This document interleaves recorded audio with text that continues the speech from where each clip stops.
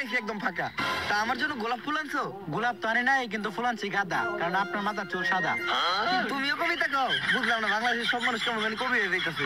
থাক, ফুল আনা লাগবে না, বসো। তুমি তো নিজেই একটা ফুল। আপনি এই জায়গায় বসে কি করতেছিলেন? আমি কবিতা লিখতেছিলাম, কারণ আমি প্রাক্তনকে কখনো ক্ষমা করবো না। তা কি কবিতা লিখলেন, একটু শোনান তো। তা আমি শোনাবো, কিন্তু আমি প্রাক্তনকে কখনোই ক্ষমা করবো না। প্রাক্তন কি তোমার ক্ষমার উপরে বই আছে? বইয়া থাকুক বা না থাকুক, প্রাক্তনকে আমি কখনোই ক্ষমা করবো না। ক্ষমা করতে হবো না, আপনি কবিতা শোনান। কবিতা শোনাবো, কিন্তু আমি প্রাক্তনকে কখনোই ক্ষমা করবো না।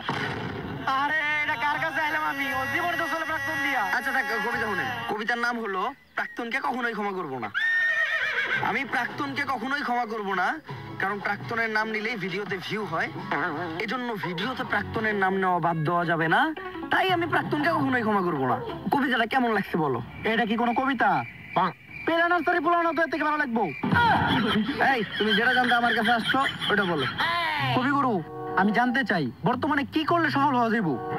বর্তমানে সফল হইতে গেলে প্রাক্তনটা দিয়ে ব্যবসা করতে হইব, যেটা আমি নিজেই করি আর আজকে আমি সফল। ওইটা সবাই করতে পারবো না, কিন্তু তোমরা চাইলে সেলুনের ব্যবসা দিতে পারো, কারণ সেলুনের ব্যবসা যারাই শুরু করছে তারাই আজকে সফল। ঠিক আছে কবিগুরু, আমি যাই।